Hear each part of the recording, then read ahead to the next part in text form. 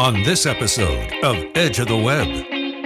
It just wasn't in their DNA, and they may think that marketing is an expense and something that big companies do, but it's not an investment in growth. Your weekly digital marketing trends with industry trend-setting guests. You're listening and watching Edge of the Web. Winners of Best Podcast from the Content Marketing Institute for 2017. Hear and see more at edgeofthewebradio.com. Now, alongside Tom Broadbeck, here's your host, Aaron Sparks. Welcome back to Edge of the Web. Hey, we're broadcasting from Edge Media Studios located in downtown Indianapolis, Indiana. Every time we do this show, we're bringing you the latest trends in digital marketing as well as marketing influencers from around the planet. So check out all of our shows over at edgeofthewebradio.com. That's edgeofthewebradio.com. We're actually powered by Site Strategics, the title sponsor, and it's our own firm that we do agile marketing on a regular basis in the digital marketing space. And if you're interested in what that can do for you, give us a shout over at sitestrategics.com, or just look for Agile Web Market, Agile Digital Marketing. You'll be able to find us right there at the top of the list. Just contact us, give us a shout, and we'd be happy to talk to you about what we can discover, possible opportunities and action items that you can use for your digital marketing success. You can also give us a call at 877-SEO for Web or 877-736-4932. I'm your host, Aaron Sparks, CEO of Site Strategics. And to my left, we have the illustrious Thomas Broadbeck, who is Director of Digital Media here. Hey, we got it. We did. First time in probably about 100 episodes. That's all right. Hey, first time for everything. Well, you better relish it because I'll be tripping over it for the next 100 probably. I don't know why. It's just a thing. The reason why we actually do this show each and every week is not only we want to showcase digital marketing tactics and techniques that sometimes become kind of mysterious and really try to unpack that. I mean, there's so many spaces inside the digital marketing realm: social media, search engine optimization, video marketing, email marketing, just to name a few, conversion rate optimization, all these things that we'd love to be able to share with our audience. We've got a great audience and listeners. We've been doing this for 7 years, and we certainly appreciate all the listeners and watchers of the stream that we broadcast out every Thursday at 3 p.m. Eastern. But we also do this show for kind of a selfish reason. We want to make sure that we keep our powder dry, knowledgeable about skills that are out there, techniques, and so we can bring it to our clients on a regular basis. So that's kind of why we do this twofold, right? Yeah, absolutely. Excellent. Well, I want to introduce our guest on the show today, author Louis Gudema. Louis, are you on the line there for us? Hey, how you doing out there in Indianapolis? We are good. And you're over in Newton, Massachusetts. How are you doing, sir? I'm doing very well. I have been to Indianapolis many times. My wife was born there. My in-laws live there, and many members of the Minnis clan are out there. Was at the Indianapolis 500 just this year, so great to be talking with you. I got some sort of mental imagery of the Minnis clan with kilts and broadswords. That's not the type of clan that you're looking for, right? They still got the kilts, not the broadswords. Times move on. We're all modern now.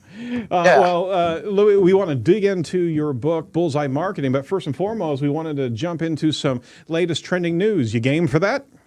Sounds good. All right, well, let's take you through the latest digital marketing news. I was very excited to start my reportings.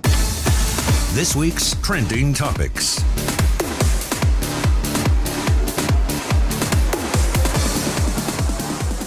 All right, so and to all of our live audience, we certainly would like you to participate in the show. Go ahead and comment in the comment feed on Facebook, and we'll certainly answer your questions as you have them, especially when we go through the digital marketing news and Louis' books. So if you're listening to the podcast after the show, remember, you can always jump into the fray and talk to us while we're doing it. Article from Search Engine Land from Greg Sterling. Google AMP is to use consensus-seeking governance model. So, Tom, what are we looking like on the governance model of AMP? I love talking about AMP. Did I ever share that with you?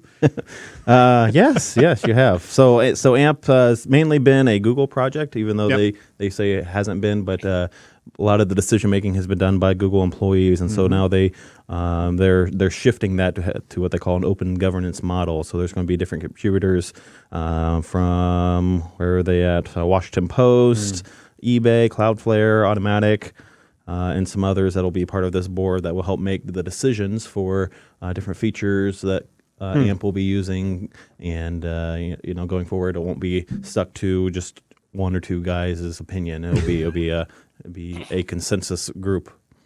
Well, we certainly know AMP's around here to stay. Sure. And I don't know if you saw too that Bing's adopted it now, so now Bing search results No, I didn't have catch AMP. that. Yeah. Oh, wow. Well, in that respect, we've been dealing with AMP, and websites are no longer, news websites are not the only spaces in which AMP is valuable. And I think all sites should actually have a mobile-friendly AMP broadcast coming out of their website. And we it certainly got foisted on us, but we have to utilize this because this is one of the key factors that Google wants to see coming out.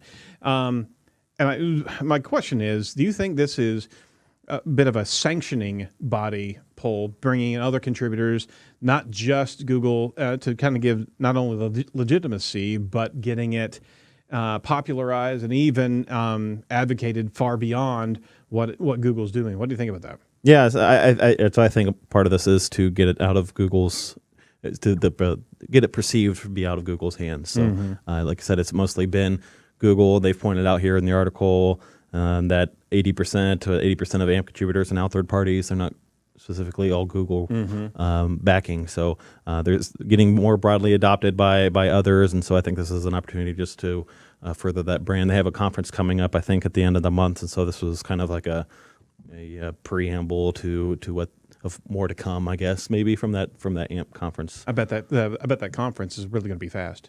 Get it? Hey, Louis, save me here. What do you think about AMP and this particular play? Well, I think it makes a tremendous amount of sense. As you were saying, it's now being used by a ton of companies, initially because Google forced it on people, but kudos to Google. They could have taken a position long ago of just saying, we're measuring what's out there, we're going to look at what there is and try to rank the best, but they actually said, we have this unique position and we're going to help create a superior experience for web users. They saw that people were going to mobile. They saw that companies were not as fast as they should be to provide the kind of speed and mobile experience that they should be providing.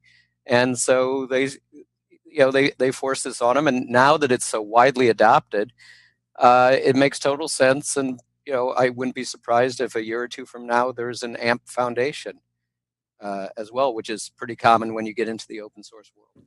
Yep. I think it's a foregone conclusion that not only this project, but potentially other projects may have that additional governance model to so here's the deal, is that this is also a play against the monopolistic perspective that is starting to creep in against Google. Is if you're getting other sanctioning bodies involved, right, then it doesn't seem that you are controlling all aspects of how content's supposed to play in the Google sandbox. So this could be a very well orchestrated political play as well. Oh, totally. And it makes a lot of sense.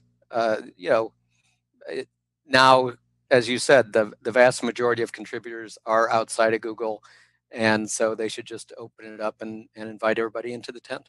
Absolutely. Well, we certainly hope they do that continually with what they're doing, even from an algorithm sense, but I doubt that they're going to go that far. No, I wouldn't hold my breath on that one. That's their secret sauce. And to that point, you know what? We weren't holding our breath on this either. We knew this for a long time, but that Search Engine Roundtable from Barry Schwartz, he just released an article from Google. We index and rank content in accordions and tabs fully, despite some studies. We knew this was happening, and so I'll just carry on with the article. So Gary Isles again defended what Google has said in the past. past when SEOs say that it's not true. This is around Google giving full weight to the content on mobile within the accordions and tabs. To our listeners that don't know what that is, it's the compartmentalized or the truncated content that is sometimes seen or actually unseen inside of the mobile space. And you can certainly see that we were all wondering whether or not we even get full value of that content, right? And here's Google saying that is very well the case. Google has confirmed this message many times, but evidently needs to do so again. There are some studies, one at Dijon, that says it isn't true, and Google's not treating the content inside of tabs and accordions. Now, you have to understand, audience, this may be a very, very nuanced particular piece of news, but the fact of the matter is that going mobile is not just squeezing a page and having a skyscraper that goes 9 feet long. You have to compartmentalize it for user and usability on the mobile space. So we all thought for a period of time, and we were also told that that content that was being eliminated from the aperture, the view of the mobile user, wasn't scoring well because of that hidden elements and the div elements that were getting turned off. Well, Google has said multiple times, yes, we're scoring it, yes, we're scoring it, and evidently they have to say it again. So that said, Google says we get full value, so that's a great factor, regardless of some of the studies that are out there. Tom, what say you? Yeah, so I mean, going back to the study, it kind of set the Twitter article story going here. It was a Dijon SEO. He did a study here where he published the content on site. Here, I'm reading from his article here on DijonSEO.com.au. He said he published content on site A, which was hidden in the tab. Mm-hmm. Fetched and rendered it, submitted it to the index, verified that it was indexed manually in the SERPs. Mm-hmm. Then he published the same content on content B, which was not hidden within a tab. Then he fetched and rendered, submitted it to an index, verified that it was in the SERP. Then ran queries, and all the test queries came back that site B, that didn't have the tab, mm-hmm. was appearing over site A. Okay, two sites. Two sites. He put the same exact content on both. Mm-hmm. The site B that was not hidden underneath an accordion tab. Right. But he said all websites were based on WordPress using the same plugin with similar domain authority. Got it. And so that's what set up his tweet that the article is kind of based off of, and Gary's response to him accordingly. So, well, I mean, this may be a bit of nuance geek, but I mean, it really does matter. Yeah, it matters, especially for mobile index. That saw a bunch of people who are getting shifted over to mobile index even today. Absolutely. That we were told that the content that we would put in a tab would be given. I mean, even for the show, we've talked about we're doing the transcripts for the show, and we can just put it in the accordion tab, and so you wouldn't have. We do an hour-long show. Can you just only imagine how long that transcript is for an hour-long show? Mm-hmm. Having that on a content page isn't the most user-friendly, but if we can have it in a tab, then the people that want to read it can click on it, and it doesn't take up your whole page on a screen on a load. So I mean, we were told to go mobile, and mobile first index was paramount, right? And we certainly want the full value of the content. So Louis, what do you think about that on the I mean, this is pretty nuanced SEO geek here, but it's valuable content that could possibly be removed, right? Yeah, well, this is down in the weeds a little bit. I'm going to take Google's word on this. There's so many, there's tens of billions of web pages, and who knows why with this one guy he was able to get one to rank higher or lower than the other. And Google has even said, and other SEOs have said, well, the way that you even code the accordion, may have to do with something, or the way that you code the tab, if it's a little bit non-standard, that might hurt your ratings or something of that sort. But I'm going to take their word for it. As you said, these kinds of devices are very useful on mobile. They've even been very useful on things like FAQs and on desktop pages. I think part of it goes back. It used to be that in the dirty old days of SEO, 15 or 20 years ago, people really were hiding content on pages and trying to get ranked for it. I mean, you literally had people putting white text on white pages to try to get it indexed. Oh, those were the days. They were. They were. The good old days of SEO. Yep. So Google got very shrewd about figuring out what really was showing, what really was appearing, and they wanted to only rank based on what was appearing. Who knows if 5 years ago or 7 years ago there was a little bit of glitch around accordions, but it seems like it's probably in good shape now. As you said, it's a mobile first index, and that's what they're all about. That's right. That's right. So I don't think there's a debate.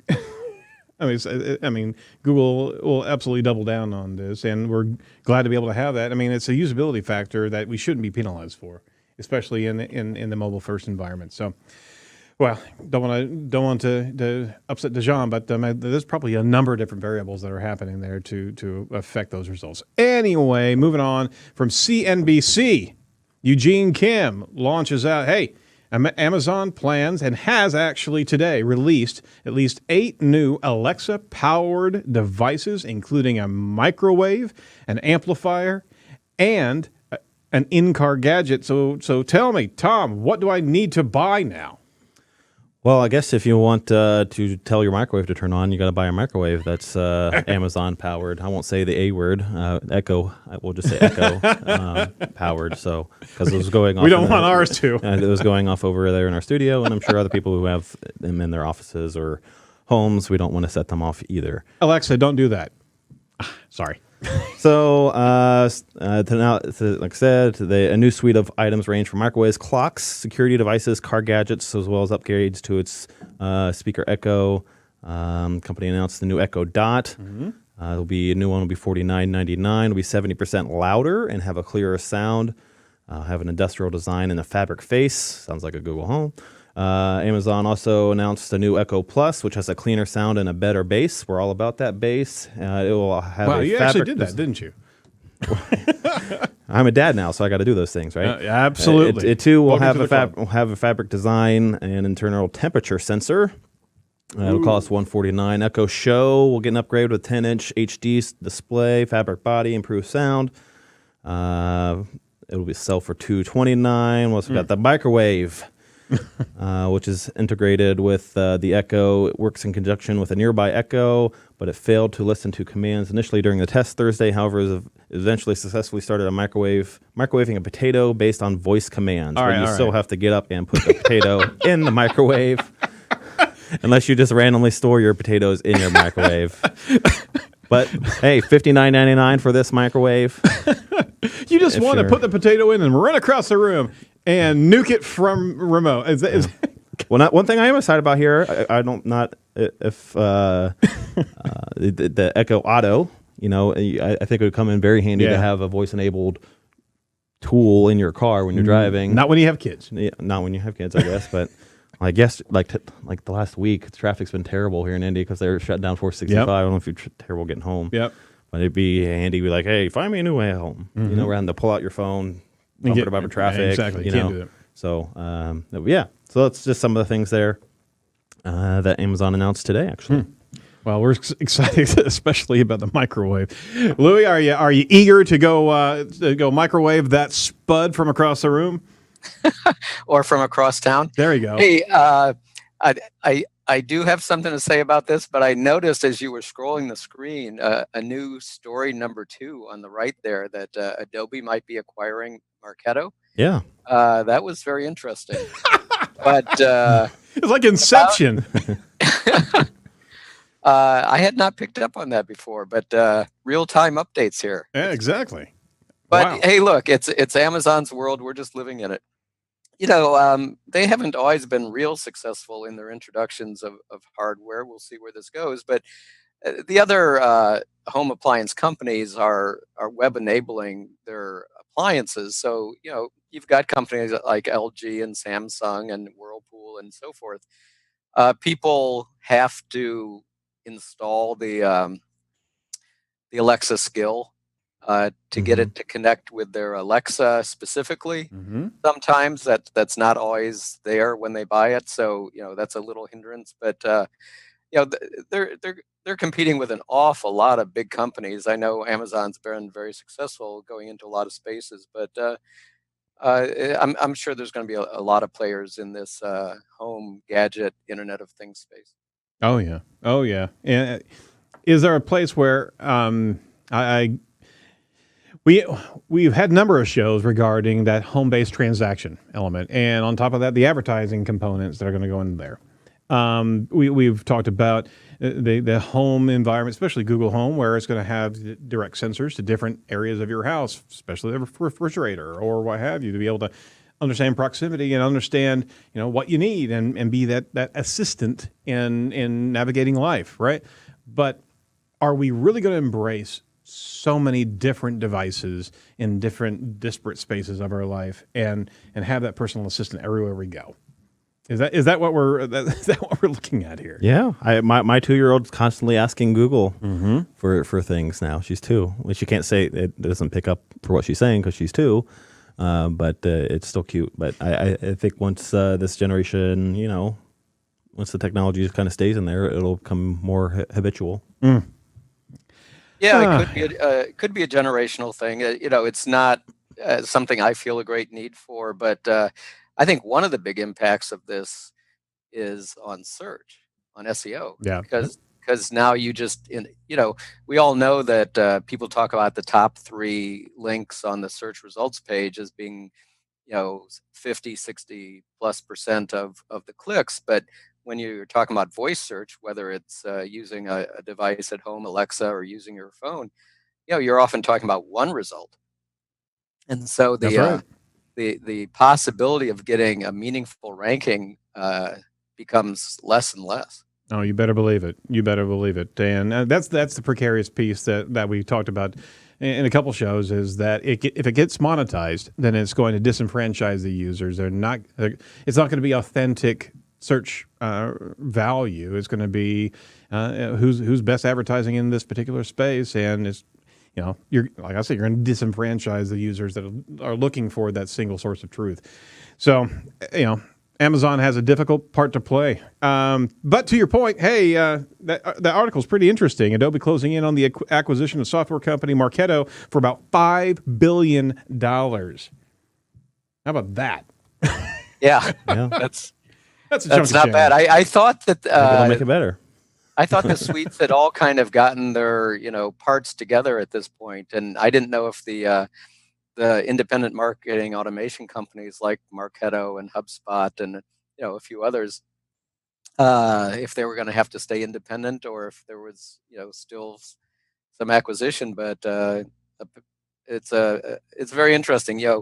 One of the things we're going to be talking about is this idea of this survey, this study I did before writing the book of these 351 B2B companies and looking at the digital marketing that they did. And one of the things I looked at was how many of them were using marketing automation. And HubSpot was the people's choice. It was used by more companies than anybody else.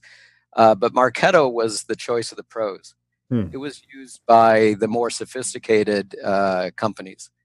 And so it's interesting to see Adobe, which already has a pretty sophisticated marketing cloud, to pick that up too. Mm-hmm.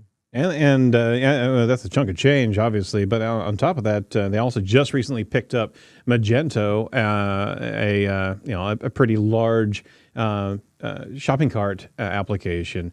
So they're starting to do some interesting things right now in the marketing front. But that's a big buy. Anyway, you cut it. Yeah.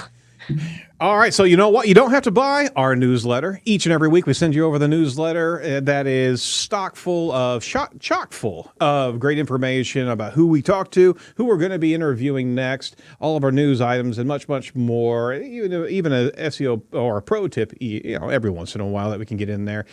We send that over to free of charge. We won't use your email for anything else but sending over these nuggets of gold. So if you want to text to the number, not while you're driving, 22828, the word Edge Talk, you can sign up right there with your smartphone or go over to edgeofthewebradio.com and just enter your information right there, and we'll get you on the list. We certainly appreciate all of our news watchers and listeners, subscribers, and we certainly would appreciate you jumping in there more and give us some feedback on what you want to see coming out of the show. All right, with that, we want to make sure you follow all the trending topics over at Edge of the Web Radio. But for now, let's deep dive with this week's featured guest.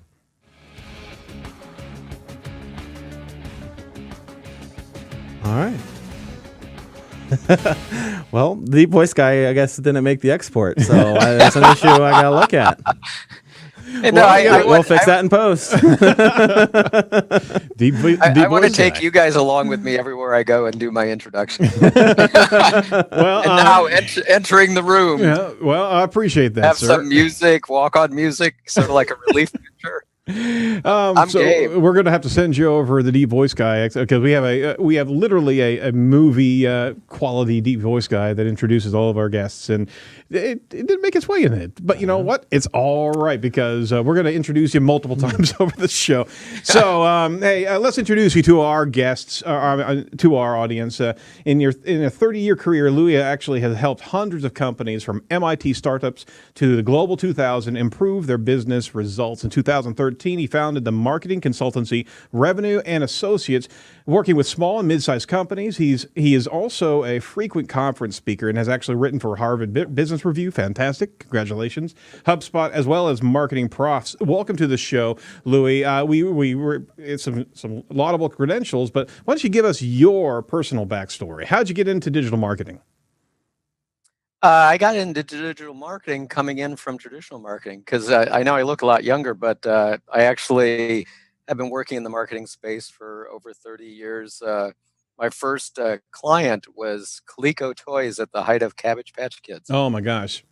You were to blame for all of those stickers out there, huh? Well, it was an incredible first client to have, and it opened every possible door because even if people didn't want to talk to me, they wanted to hear about Cabbage Patch Kids and what was going on with Coleco. And so, pretty quickly I was able to work with some, terrific clients. And one of my clients in the 90s was Lotus Development. They got acquired by IBM, and then I started to work with IBM quite a lot. I had opened an agency in 98. And ran that for a dozen years. IBM was our biggest client. We did a lot of work for the Boston Globe, EMC, venture-backed startups. There's a pretty big tech community, B2B tech community in the Boston area. So that's a big part of what marketing agencies do around here. Mm-hmm. And then I pivoted. It became a SaaS web development agency focused on small colleges and private schools. We had our own CMS, and I sold it in 2009 after rising to one of the top 3 or 4 companies in that market niche. Did business development for a couple other agencies, back in the corporate space, closing big accounts, enterprises. And like you said, since 2013 have been consulting directly with companies again, mostly small and mid-sized companies, but a few multi-billion-dollar companies as well. Oh, very good. Very good. That's great to be able to hear that kind of story. Growing a business, being able to sell the business, and keeping inside and going deeper into the channels of marketing. That's always a great story to hear. So congratulations on that. Thank you. Yeah, absolutely. Absolutely. Well, we want to dive into your book, but we got to do a gratuitous plug real quick regarding our title sponsor, if you don't mind us. So we'll just jump in there and then get right out. Site Strategics is our title sponsor of Edge of the Web Radio. We want to make sure we give you a prime offer. What is your digital marketing ROI? I mean, our clients ask that, and prospects coming to us. How do you measure the success and the return on investment? Well, would you like a second opinion about your own digital marketing? Well, we're offering a reduced rate on our digital marketing ROI report. You can learn your digital strengths, your weaknesses, as well as your threats. We actually look at SEO, social media, search engine marketing, as well as a number of other aspects to be able to get a full lens on how your site and your digital marketing, I should say, is performing. So jump on in there and just sign up. It's free. It's not free of charge, but the inquiry is free. We certainly want to have a conversation with you to see whether or not this is a good fit, and if you're interested in seeing how you can understand your return on investment picture when it comes down to digital marketing. So jump over to the URL, edgeofthewebradio.com/ROI, and let's just get the conversation going. If you're interested in what we can do for you, we'd be happy to. So that's edgeofthewebradio.com/ROI. Louis, sorry for the gratuitous plug, but we have to pay for get our sponsors in there. And hey, now let's go to the meat of the matter. Let's talk about your book. This Bullseye, and we got it right here, by the way. Bullseye Marketing. What was the inspiration for the book, sir? So part of it was, this study that I did where I found out that there was a big divide between the marketing maturity of software companies and companies of every other industry. This was companies with B2B companies with roughly 50 to 1,000 employees. So these were not tiny companies. They were substantial. And yet the software companies on this 9-point scorecard that I had were doing a median of 7 of the 9 marketing programs. And the companies in all the other industries, medical devices, manufacturing, professional services, were doing just 2 of the 9. And that was really shocking to me because I had kind of assumed that the whole world knew about these digital marketing channels and software programs and data and how to use them, and we're taking advantage of them. And to see such a huge swath of the economy that just basically wasn't hardly marketing at all, because you're not doing digital marketing, in 2018, you're not marketing. Amen. And then the second thing was that I was just seeing more and more that a lot of channels that were getting a lot of buzz, a lot of approaches that were getting a lot of buzz, like inbound marketing and social media marketing, actually weren't working for a lot of the clients that I was working with. And I had developed a new playbook that around how to produce fast results, risk-free, pretty much, very inexpensive, and by focusing on things that I now call the center of the bullseye, the existing marketing assets that the company has. And over time, I kind of fleshed this out more, branded it about 2 years ago, and I've gotten a very good reaction to it as I talk to more and more companies about it. Again, for companies that already have very mature marketing programs, it's not something they need. But for the 80% of the business world that is not there yet, they find it very useful. Being in the channels of digital marketing, you kind of find that hard to believe that 80% of businesses that have a digital presence aren't marketing online. I completely understand it, but it's just so surreal being a digital marketer, seeing that there's so much more to be able to execute in the B2B environment. Were you shocked by the stats that you were getting there? It was a combination of shock and depression. And you can interpret it, as a service provider, as people who head up marketing agencies. You can say, wow, there's a big market out there that, is untapped. Or you can say, wow, there's an awful lot of companies out there that just aren't interested in what we're doing.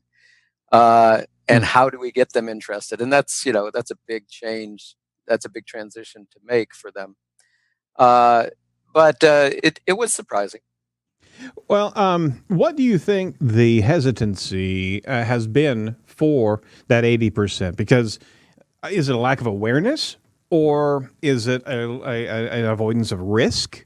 Were you able to attribute any particular commonality of why they're not in deeper into the digital marketing space? Well, it's not just the digital marketing space, but because I take that as a kind of a placeholder, digital marketing as a kind of placeholder for marketing in general. Okay. And in fact, what I was able to do with those software companies, the ones that, that category of companies that were using a lot of these digital marketing programs, I then looked at it and said, well, actually, do these programs make any difference to them?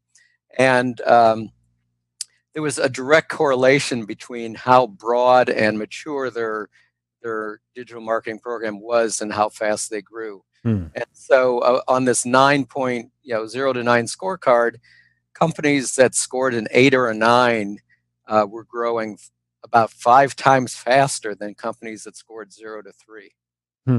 Oh, wow. That's a huge difference. It's like the difference between growing, say, 15% a year at the high end or 3% a year at the low end. Yeah, that's like light speed. Yeah, absolutely. Absolutely. Yeah. So and if you looked at 4 to 5 and 6 to 7, it was a perfect curve. It was just like a very strong correlation. So I think that you ask a great question, though, which is why aren't a lot of these other companies in more traditional industries, non-software industries, doing more marketing? I think there's 2 major reasons. One is that it's just not in their DNA, that the people who start these companies have a really great expertise and knowledge in their industry. They may have had some innovation in terms of a new product, a better way to provide services, and they started a company. And then there were a lot of things they discovered, frankly, about what it took to run a company that they, weren't aware of when they first started out. And one of them was marketing, but there were things around HR and finance, a lot of other things too. But it just wasn't in their DNA, and they may think that marketing is an expense and something that big companies do, but it's not an investment in growth, and they don't understand, don't have a background in it, don't understand it. Right. The second thing I would say is that marketing has become so complex. And at the beginning of the show, you were rattling off a whole bunch of different marketing programs and such, and those terms are just lost on the vast majority of the business world. They have no idea what marketing automation is or what conversion optimization is, and Right. And so when they're faced with dozens of channels, thousands of software vendors, and thousands of consultants and agencies all making competing claims, and they don't have, it's hard for us to keep up with it. Someone who's not in it day to day and is busy running a company, it's just noise. And so they don't know where to start. And that was, frankly, one of the purposes of Bullseye Marketing, is to provide an on-ramp for those companies also. Some low-risk way that companies can start to move into more mature and effective marketing programs without a huge cost, and see some results quickly, build the confidence that there is an opportunity for them there, and then build out to some of the other programs. Understood. No, well said. That the reticence really comes from a lack of knowledge. I mean, they're specialized in as subject matter experts in their industries and digital marketing. I mean, I keep on likening it to SEO. The onset of SEO 2 decades ago is that, one, it was just unknown, and then two, what got in front of just the understanding of SEO was a heck of a lot of black hat that really sullied the entire concept. So more and more people are gun shy. And even if they've tried it and been burnt, that's one thing. But I mean, the steps to knowledge of what you should be practicing as best practices is lost on company owners, and they don't know where to go to be able to have a roadmap, right? Oh yeah, absolutely, and and they don't know what SEO means, even. Say it's not so. No, say it's not so. Let me just take a minute to describe to people what Bullseye Marketing is, what the idea of it is. So the Bullseye has 3 stages to it, 3 phases. You've got a center and a second and a third ring to it. Mm-hmm. And in the center, companies take advantage of marketing, what I call marketing assets that they already possessed, but they're not aware of that, and they're not aware of their value. And these are things that there's 7 or 8 of them. One of them is their customers. Companies don't realize the value of, for example, talking to customers and listening to customers rather than always selling to them.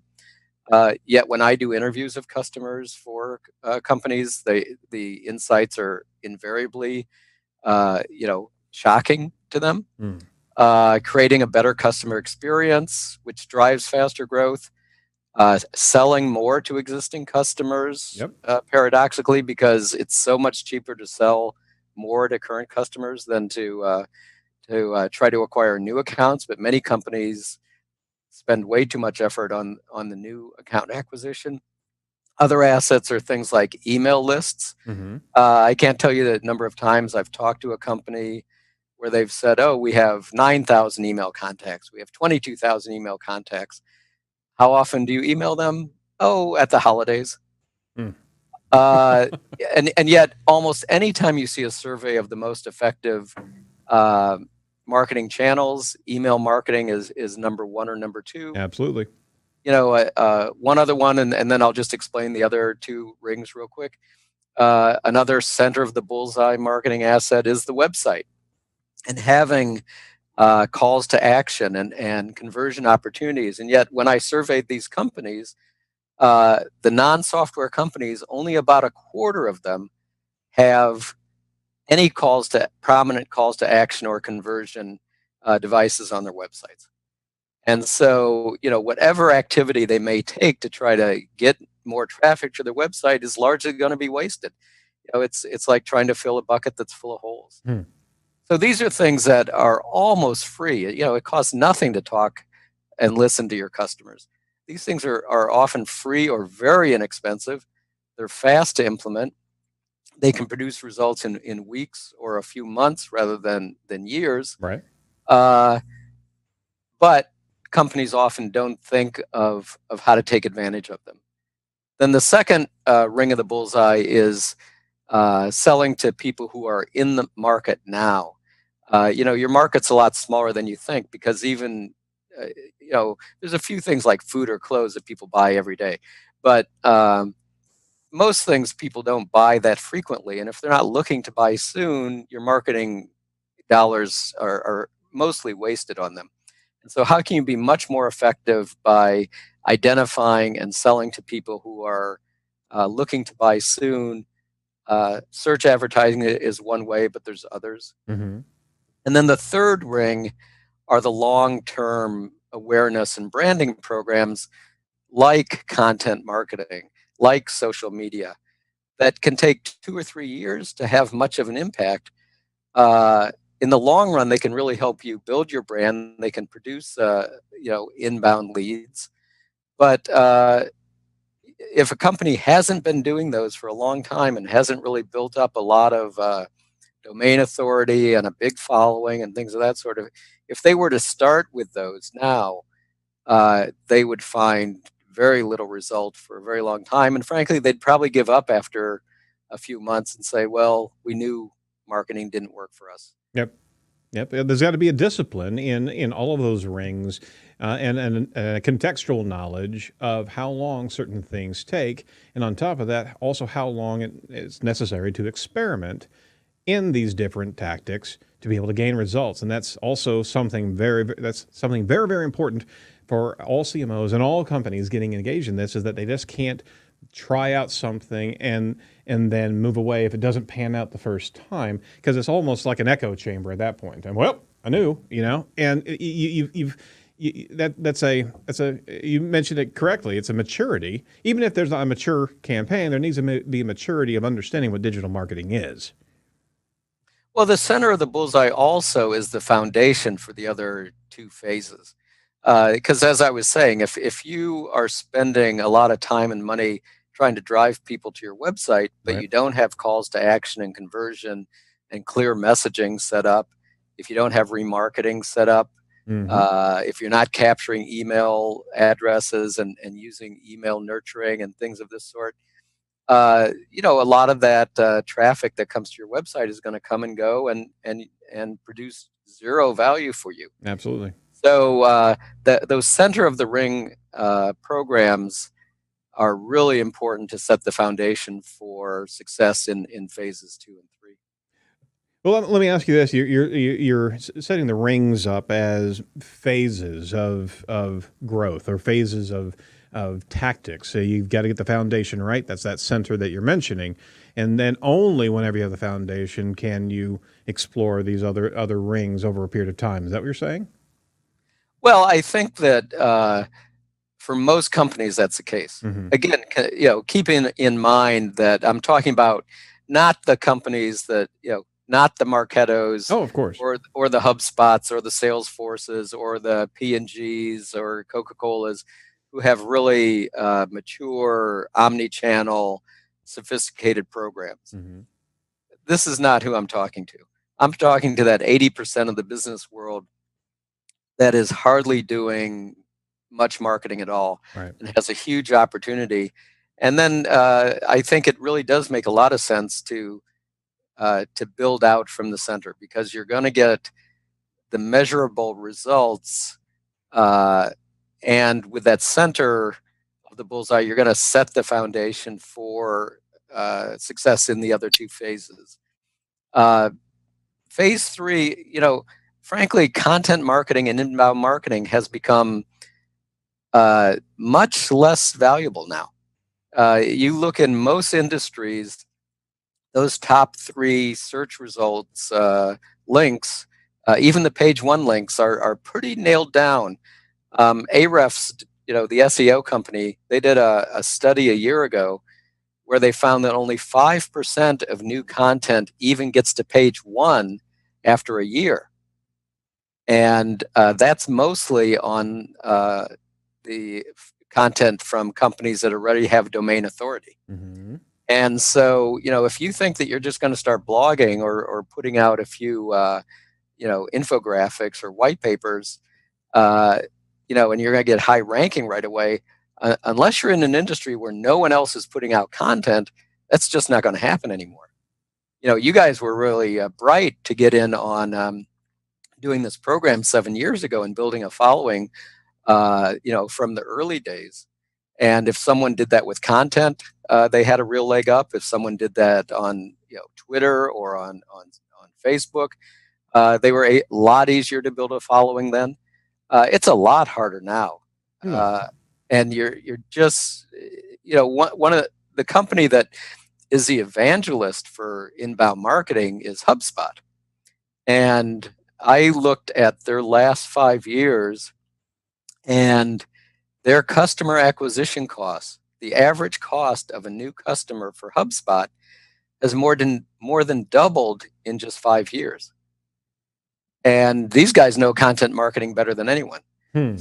So when I put these things in the 3rd ring and say these are slow programs that are not going to produce results very fast and may be expensive, this to me is kind of a new paradigm that replaces the whole inbound outbound dichotomy that I think is now dated and is not useful anymore, and we really need a new approach. Well, you're right that inbound marketing has changed. Is there a pathway or a strategy that you lay out in the book to go from one phase to another phase to another phase, or are you collecting tactics in these different rings and kind of categorizing tactics and understanding that there are certain, not unreachable, but certain disciplines that you need to have getting to certain said tactics? Which pathway do you have in the book? Well, I see the whole Bullseye approach as a strategy. It's a framework. It's a strategy. And you have different tactics along the way. And so you have tactics in the center around. The book has hundreds of tips and best practices and examples. in addition to just laying out that high level approach, there's chapters, about 20 chapters on individual tactics like SEO or search advertising or email marketing or content or social media and so forth, showing some of the best practices and what some of the best companies, big and small, they're not all enterprises, they're not all tiny companies in a lot of different industries, a lot of different sizes are doing. And then the last few chapters, I talk about things like how do you build a team? How do you use data and analytics? How can you use agile marketing as a kind of operational methodology to implement this? So it gets, it's a pretty practical, hands-on how to do it. And, the rare company, if they had the budget and the buy-in and the people and the experience, they could tackle all three phases at once. But frankly, if they had all those things in place, they might be beyond needing it. So I think that for most companies who are really looking for an on-ramp, looking for a low-risk way to build their marketing programs and scale them and have successes and build on those, I think building out from phase 1 to 2 to 3 is going to make the most sense for them over 12 to 18 to 24 month period. Yeah, that's what I was getting at. So you have a phased approach, you have a particular timeline in which to be able to go to these different rings, and you certainly you're creating a guidepost or a plan of how to understand different elements of the digital marketing and the overall marketing experience. Do you cover anything in the book regarding influencer marketing or growth of followers from a tribe standpoint for a brand? Yeah, absolutely. Excellent. And influencer marketing certainly is something that I talk about. There also are 9 interviews in the book with some marketing experts like Ann Handley and Scott Brinker and Evan Kirstel and Gene Hopkins and others who really add more texture to it. Some of them are giving a little more on the ground what it's like to execute day to day. Some of them disagree with me on some of these things. There's such a broad range of industries and companies out there, and not one approach is going to work for everybody. So Evan Kirstel, for example, who's I interview in the chapter on social media marketing, he talks a lot about that he's doing it to really connect with the influencers. He talks about it, as like shooting with a rifle. He's not trying to attract 100,000 followers. He's trying to connect to influencers in his industry for the clients that he's working with, and have an impact that way.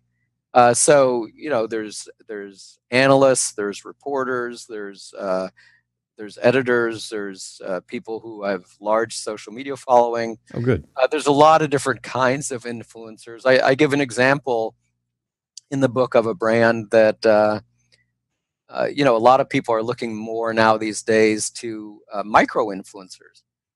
People who, especially in the consumer realm, who may only have 2,000 or 5,000 followers, not Kim Kardashian. Yep, absolutely. Because it's more believable that person's actually using the product, and those loyalists, those followers, are very loyal, and when you're in this type of influencer market, genuine authority and genuineness of that relationship to their tribes. I mean, that's what it's all about, right? Sure. And so, for a fashion influencer, it's going to be a very different situation than a fashion company using influencers than for a telecom company or a health services company or someone else. Or Nike, for example. Or Nike, who can pay quite a lot for their, athlete endorsers. Absolutely. Yeah. Okay, so you kind of go around the horn with all referencing these different tactics, and this is a tool or a useful guidebook for those companies that haven't maybe dipped their toe in these waters, or perhaps maybe even got burnt a little bit and not understood the full scope of where they could go, and you're giving them some low risk executions that are going to get them into the waters, right? Yeah, absolutely. Excellent. And the first time I gave a talk on this, as I was developing this approach a couple years ago, I'm out there a little nervous. It's the first time I'm kind of exposing it to the public, see what kind of reaction I get. Mm-hmm.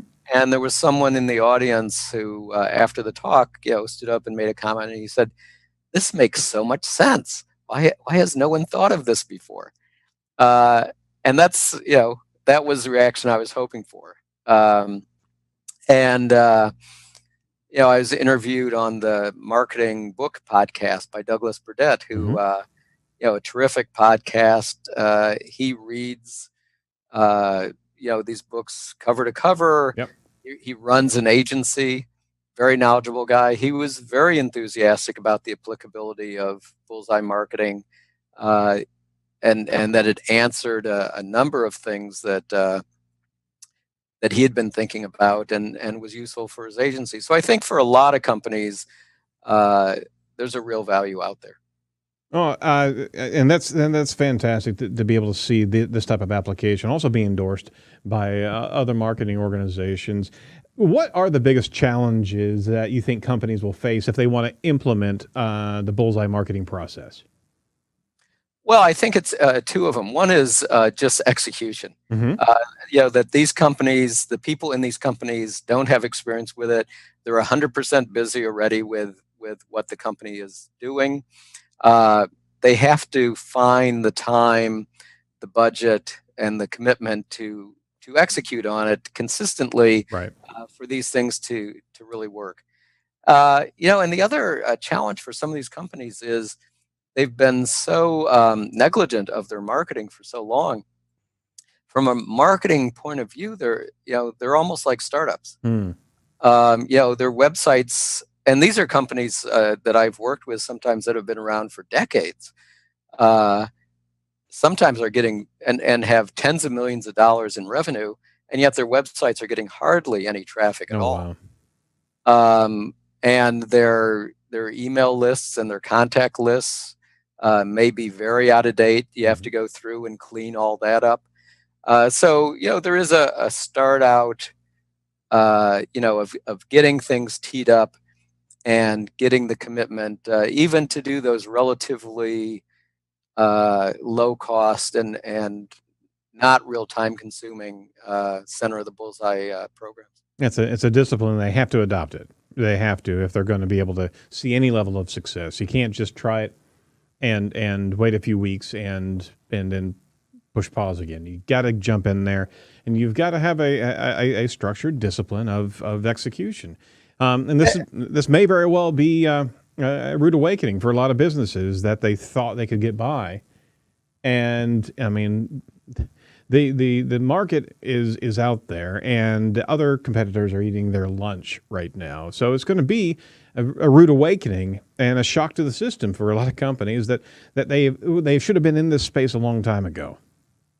Well, there's definitely a first adopter advantage, a first mover advantage. The company in an industry that moves into marketing first, it's way easier, it's way less expensive. Mm-hmm. And so if a company is conservative and they're kind of holding back and saying, well, no one else in our industry is doing much, we don't need to.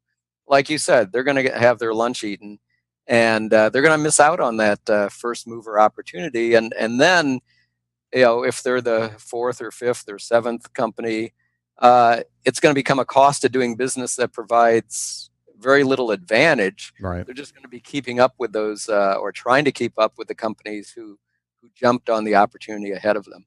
No, understood. Well, Louis, it sounds like a great book, and we're certainly going to do some deep diving in here because we have a number of clients that that need, that level of knowledge and education. So is this an advantage for a agency to be able to purvey this to their client, their digital marketing clients, to be able to say, hey, here's the landscape of things that can be done? Would this be an advantage to these agencies? Oh, I absolutely think so. And like I said, it's not just digital marketing. There's chapters in there on print and direct mail and TV and radio and a lot of other channels as well. So I think it's I hear of inbound agencies all the time, and I think that that's so limited. And I think that the Bullseye approach for an agency, being holistic and looking around at all the opportunities and the best ways to provide results for a client just will make a tremendous amount of sense.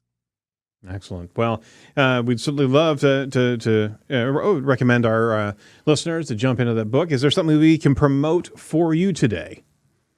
Well, certainly I hope people will go to Amazon, which is where you can buy the book. And so it's available in both, Kindle and physical versions. There's a physical copy right there. Yep, absolutely. I love the physical copy. It's like, it has real heft to it. Sure. The website about the book is louisgudema.com. My business website is revenueassociates.biz. Happy to have people contact me, Louis at revenueassociates.biz, or on Twitter at Louis Gudema. Would love to hear from people and get their feedback and their questions. Excellent. Yeah, we'll certainly lift you up in social, and we always recommend our audience take a credit at new authors and new books that are out there. So we really want to thank you for your time today, kind of unpacking the book. I hear that you just won a Texas Hold'em match as well, just recently. Yeah, it always takes a little bit of luck and hopefully a little bit of skill, but I host a Texas Hold'em game at my house once a month, and a few of us 3 or 4 times a year go down to Mohegan Sun in Connecticut and play. They have a daily tournament there, and we usually do pretty well. The guys who play in my game usually finish quite often in the money. Oh, cool. And a few weeks ago, I tied for first, so that was fun. What were you able to pull down? Tell me. I did not change my lifestyle.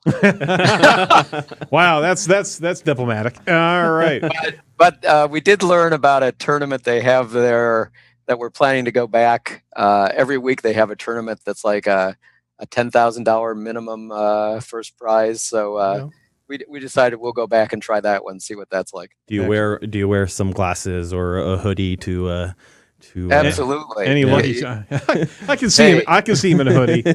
Yeah, that guy at the end of the table. I look like a hoodie and sunglasses kind of guy, right? All right. Well, any final thoughts for our digital marketing audience today? Words of wisdom that you can provide us. No, I just think the execution is so critical.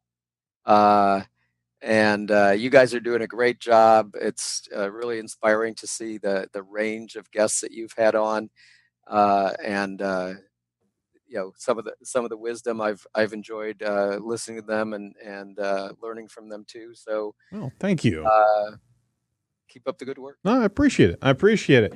Well, thanks so much for your time today. We're certainly going to lift you up as we drop the podcast out. But let us know if we can help you in any way. And good luck in the book. We certainly, it's a tough thing to get anything published. And it's a fantastic book. Looks like there's a lot of great information in there. And good luck in educating the 80% out there that needs some education. That's for darn sure. Well, thanks for your help with it. You're more than welcome. All right. Well, thank you for listening to edgeofthewebradio.com. Special thank you to our colleagues at Site Strategics for assisting us in production on a weekly basis. Special thanks to our guest, Louis Gudema. Make sure you find out all the must-see videos and much more of the insider information over at edgeofthewebradio.com. We'll be talking to you next week. Who do we have on next week, Tom? Pulled it up just in time. Haley Friedman. Haley Friedman. Yes. Excellent. From where? That's she has her own agency. I didn't have put it down on my sheet here, but she's a CMO of an agency. So Very cool. All right. Yeah.